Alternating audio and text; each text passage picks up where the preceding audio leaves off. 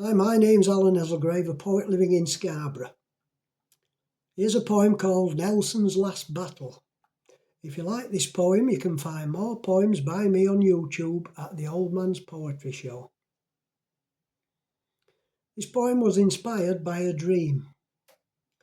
I was doing some research into the Battle of Trafalgar, and it must have registered with me somehow, as I had the dream about the battle. So I wrote the poem in the early hours of the morning, whilst I could still remember the words.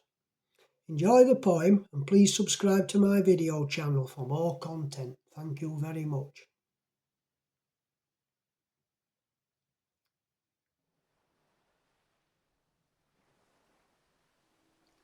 Nelson's Last Battle.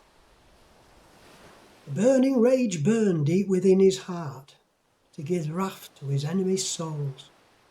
His aggressions were now desired to the ones with those grudges bold. The painting of his day of triumph by some master could not even quench those seas infernos from cannon shots and the smells of burning stench.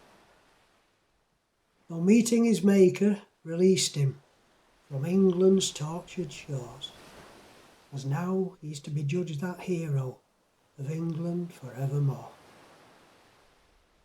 So don't try to tame those tempestuous seas, for their waves are not for taming.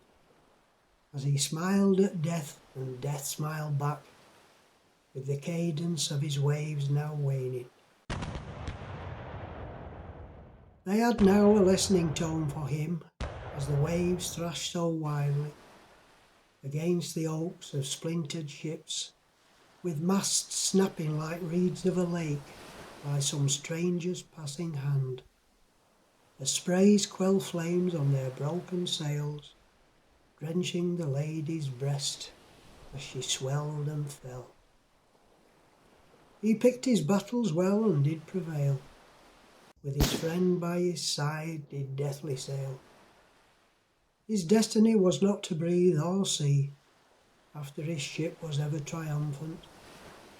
His waves now more serene it seemed, for his foes were no more to be. So let everyone know he did his duty against England's angry foes, now to be laid in that rich ancient dust of England's shores we praise blessed, and to be proud of what he undertook, so England could rule the waves, and for England evermore to be his beauty, as his last orders were, and his dying wish was that every man must do his duty.